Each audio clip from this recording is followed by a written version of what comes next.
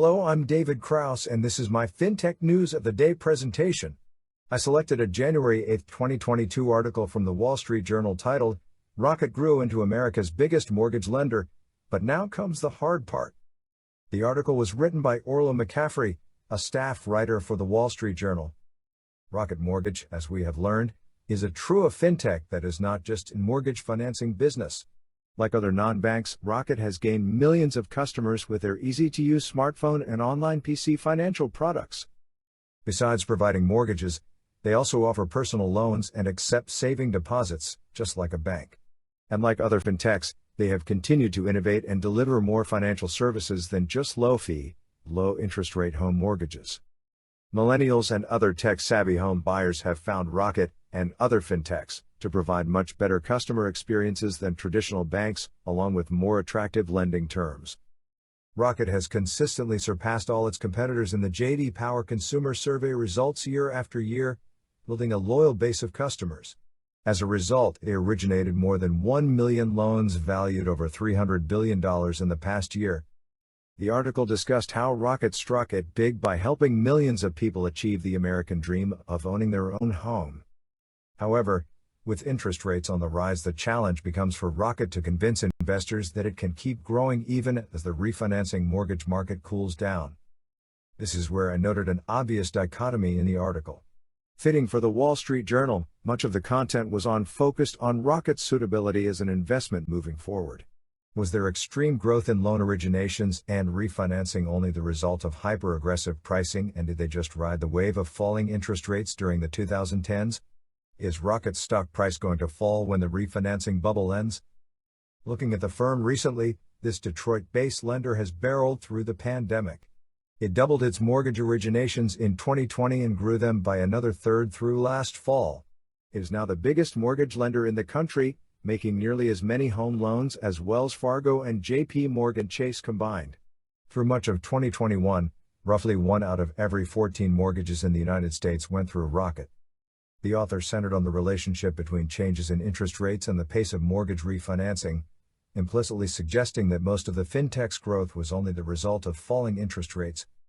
Undeterred by the concern of rising interest rates, Investopedia has ranked Rocket Mortgage, also referred to as Quicken Loans, as the best mortgage refinancing company of 2022. Other top mortgage companies, according to them, include fintechs such as SoFi, AmeriSave, LenderFi, and Better.com. Other notable public fintechs in this space include UWM Holdings, Home Point Capital, and Loan Depot. While not offering a forecast or an answer, the author of the article posed the question about whether fintech lenders, like Rocket, are more highly exposed to interest rate increases than traditional mortgage originators, such as banks. Offering a more upbeat assessment, the article discussed how is Rocket expanding beyond its core mortgage business. For example, in 2018 Rocket Homes was launched. This is a Zillow-like listings platform that is meant to connect it to would-be home buyers. Its Rocket Auto platform connects car buyers to dealers. And in December 2021, Rocket agreed to buy Truebill, a personal finance startup that helps people split bills and cancel subscriptions. The article noted that Rocket's management team hopes these new business lines will continue to keep the company as a leader in personal lending and not just a refinancing firm. Industry sources estimated that 85% of the 2021 loans that Rocket originated were refinancings. Rocket declined to disclose exact information but told the Wall Street Journal that they expect the company to fare well no matter what happens with interest rates.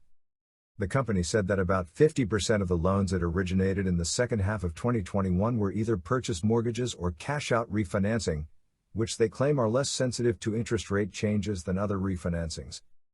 In my opinion, I believe that Rocket's efforts to diversify into other lending areas such as auto and to offer more personal financial services will allow them to remain a leader even in the face of rising interest rates. They have created new programs, such as the financing of the installation of solar energy systems in residential homes. This is an example that Rocket has the ability and intent to adapt to the changing market.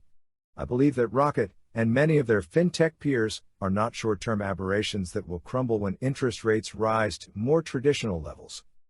Rocket has run the fintech playbook in reverse.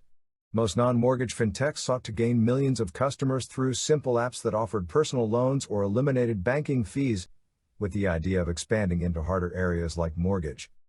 On the other hand, Rocket started with mortgages and now is backfilling into the easier areas of financial services.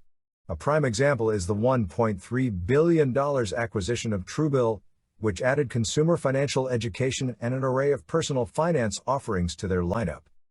This kind of move will allow Rocket to mature with the mortgage market cycle. And putting on my investment hat for the moment, I think the market will reward Rocket with a valuation more like a fintech and less like a traditional mortgage company. I believe that Rocket, and many of their fintech peers, are not short-term aberrations that will crumble when interest rates rise to more traditional levels. Traditional finance followers, like the Wall Street Journal, are still not fintech converts. Time will tell.